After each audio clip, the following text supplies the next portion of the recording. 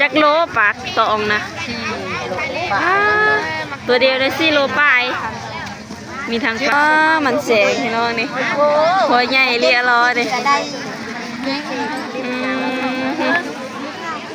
ทางห้อยครัวทางมันแสงขอบคุณก่อนขอบคุณเด้อค่ะนะแนวอะไรนะเป็นเท่าไหร่ขอบคุณคุณลุงคุณป้าผู้ใหญ่ใจดีทางฝั่งไทยนะคะนะขอให้เฮงๆรวยๆเด้อสบายดีสวัสดีค่ะ FC ไทยลาวเบอร์ทุกคนทุกท่านเด้อสาวผู้ไทยยินดีต้อนรับทุกท่านแม่เลี้ยงเดียวซะแนวเนาะสวัสดีค่ะแน่ลูก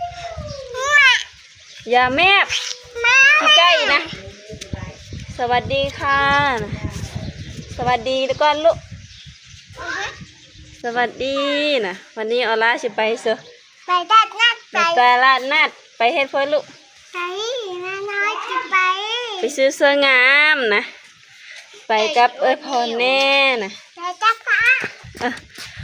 ป้ายนะไปเบิ่งอาหารธรรมชาติบ้านเฮาเนาะว่าอยู่ตลาดนั่นฮะสิมีอย่างแน่เนาะตลาดนัดบ้านตาแล้วเนาะสิพา FC ไปเบิ่งอาหารแล้วดูนี่มีอย่างแน่เนาะอาหารพื้นบ้านอาหารสดๆธรรมชาติบ้านเฮาปลอดสารพิษสารเคมีเนาะพี่น้องเอาไปรับชมพร้อมๆกันเนาะก็สิไปรับชมก็ฝากกดไลค์กดแชร์กดติดตามกำลังใจให้แม่เลี้ยงเดี่ยวเด้อจ้ะกับน้องน้อยออล่าเนาะอากาศหนาวพี่น้องต้องนุ่งเสื้อแขนยาว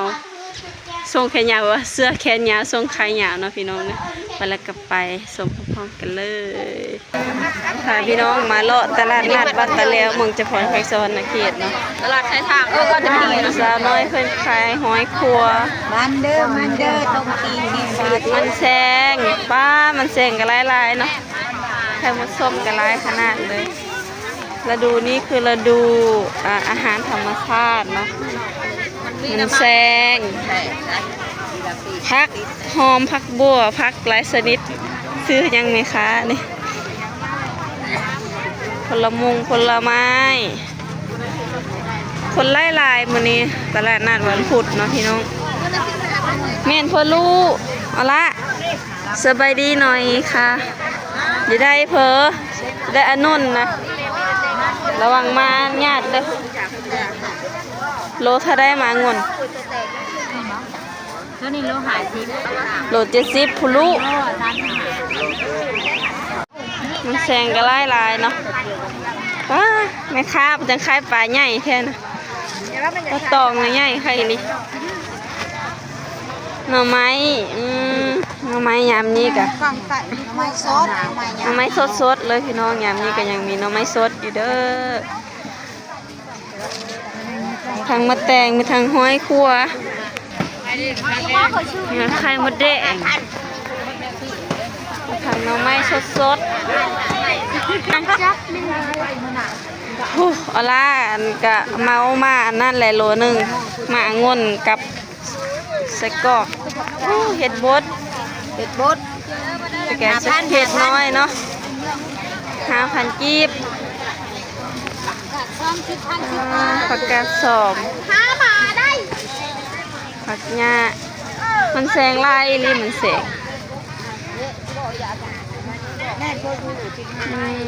หน่อไม้สดลายลีเนาะหน่อไม้เป็นนอกก็มีพี่น้องหน่อไม้เป็นดุ2 โต๊ะ 15,000 2 โต๊ะ 15,000จ้าได้อยู่ถ่ายเฮอพี่น้อง FC เพิ่นเบิ่งอาหารธรรมชาติบ้านเฮา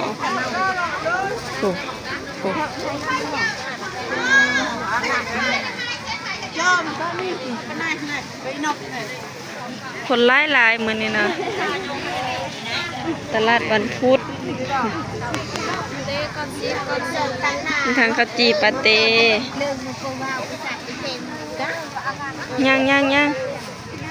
มันแซงนี่ลายชื่อลูกก็มันแซงค่ะงามมันแซงค่ะมาแซงพูดไม่ถูกตลาดวันพุธตลาดบ้านตาแล้วเมืองจำพรแพงสวรรณเขตเนาะมาถ่ายเฮ้ย FC เบิ่งตามคำขอของเพิ่นว่าอยากเห็นตลาดบ้านตาแล้วฮะ10 คันนี่ไข่ หมด10 ผัดกีบประมาณ20 บาทพี่น้องลายอีหลีไข่มดแดงเนาะยามนี้ทางมันแสงทางหอยครัวหอยงมทางกบมีน้องเมียน้องงัวด้วยป้า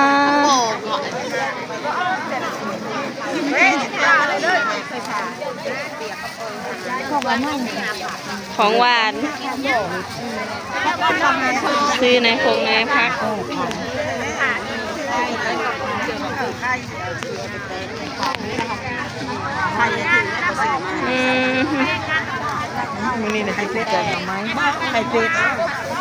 ปลาตัวเยอะลีน้องไหมคะมีทางเอี้ยนน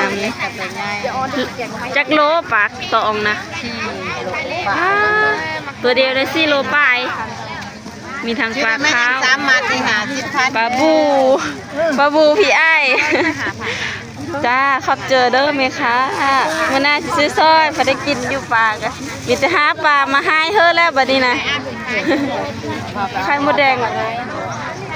ก็หลายๆได้ปลาโคไปเห็ดบดนี่ลายเลยเนาะ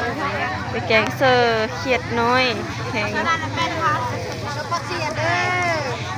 สมพักเซียนก็มี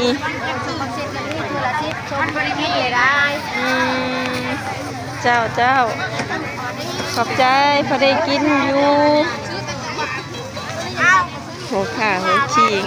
ปู่อลากับดองพรไปแล้วดูว่ามันชามัดชิปตะทึนตัวนี้โอ้ยมันขี้ร้ายอันนั้นนะแม่นพอได้อันแพทย์นะขี้ร้ายกันยอมเด้อเราไม่ได้ยอมเด้อชื่อพักชื่อย่าอีแล้วผู้ใครยังอีละหางเขียด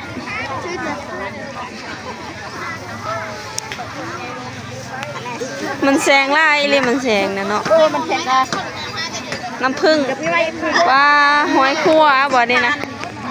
กล่องละ10 ผัดกีบตอนวางหั่นนะอย่าได้อันกันจะไปสวรรค์นะจะไปเวียงจันทร์น้อยเดียวมันยังตอนเช้าไปอันจะไปเวียงจันทร์กรุงเทพนะ50น้อยเดียวหน่อยหาเนาะเนี่ยเนาะหาเนี่ยไปเข้าไปวิทย์แล้วเพิ่นหอยน่ะเต็มเยอะบ้ามันแสงพี่น้องนี่หอยใหญ่เรียรอดิ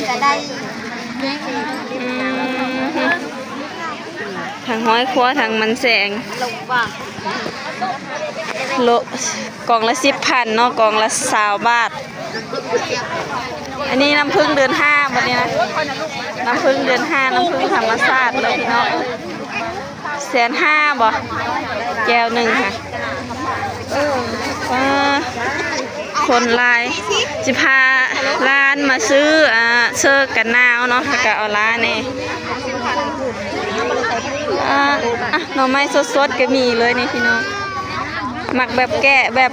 ปอกเปลือกก็ได้เบิดเลยคนคือติดแท้เพราะค้าขายเคฟในขายรีบขายดีตลอดเลยอาหารการกินหอยโคนกล่องมักยืดนึงตอนนี้ได้นะหาหยาๆเลยบัดอยากได้นะเต็มอยู่กูสิไปเบิ่งเครื่องบ่หูมึงแน่หูยได้สุดงามนี่พี่น้อง FC เอ้ยนี่หอดฤดูหนาวแล้วก็ได้ฮอตเซอร์แขนยาวทรงขายาวให้ลูกนุ่งซื้อให้ร้านนำสุดหนึ่งนี่คนละสุดหูกระต่ายอีกสุดเท่าไรก็แม่ค้าเพิ่นว่าตัวนี้นะ150,000 150,000รู้ได้80อ๋อขอบเจอหลายๆเพิ่นรุดเพิ่นเนาะซื้อ2 สุด150,000กับประมาณ300เนาะประมาณ300 บาทอันนี้80กับประมาณ150 บาทเนาะสุดหนึ่งอันนี้ก็สุดหนึ่งทรงไว้นุ่งอยู่เฮิร์ลูกเอาตัวชิ้นใหญ่ๆไว้ก่อนเนาะพอดีอุ่นๆเลยนี่ เอา2สุดเลยทรงนี้ใส่อ่ะเนาะนุ่งเลยบ่อันนี้นะนี่เสื้อนี่นะทิ่มแล้วบ่ ให้เพิ่นเสื้ออันนั้นให้เลย ได้ตัวใหม่แล้วก็ลืมมันเก้าพี่น้อง ก่อนอื่นก็ขอบคุณ FC ฝั่งไทยเด้อเนาะที่ส่งมาให้ซื้อสุดกันหนาวให้ลูกสาวผู้ไทยแล้วก็ให้หลานเนาะขอบคุณเพิ่นแน่น้องพรขอบคุณเด้อนะขอบคุณก่อนขอบคุณเด้อค่ะนะแนวอะไรนะเป็นเท่าไหร่ขอบคุณคุณลุงคุณป้าผู้ใหญ่ใจดีทางฝั่งไทยนะคะนะขอให้เฮงๆรวยๆเด้อมีสุขภาพแข็งแรงทำมาค้าขายร่ำรวยนะคะฮะโซอะไรได้เซอได้สุดงามน้องพรเด้น้องพรก็ได้เพื่อได้สุดงามได้คนละสุดเนาะซื้อเพลแล้วบัดนี้ซื้อเคปอีแล้ววะจะขอบคุณเนาะสาวผู้ไทยก็ขอบคุณผู้ใหญ่ใจดีอีกครั้งเนาะทั้งฝั่งไทยFCคนไทยเนาะที่มาเด้อของกินเด้อ10,000ย้ายมาไม่ย้ายซื้อส่งมาซื้อเสื้องามสุดงามสุดกันหนาวแล้วคนว่าก็ให้ซื้อขนมแถวละให้ร้านสาวผู้ไทยพร้อมน้องพรที่ในเหือนก็มีซ้ำนี่แหละพี่น้องนี่มีลูกสาวผู้ไทยละกันนี่คือร้านเดินน้องพรกระจายคนหนึ่งเนาะเอารถลูกเอาคนละอันกับน้องพรเด้อซื้อเคปจากเคปแล้วพี่น้องเอ้ยได้เสื้อแล้วกันหมดไป500เลยแหละ2คนนะเอาปิ้วแต่นี่ก็ทรายแล้วเนาะคนก็เริ่มน้อยแล้วหอมๆเคปเลยทำมาตลาดนัดนำเลยเนี่ยหมดไปแล้ว400-500-600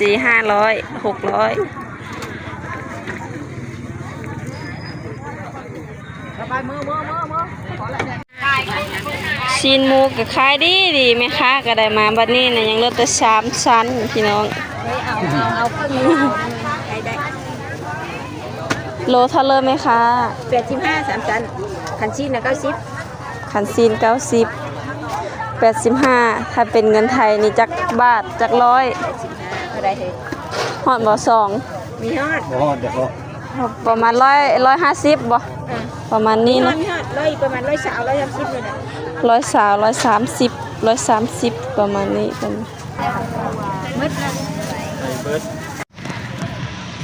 เลือกแต่รถเฮาคนเดียวบัดนี้สิมือแล้วได้บัดนี้เนาะ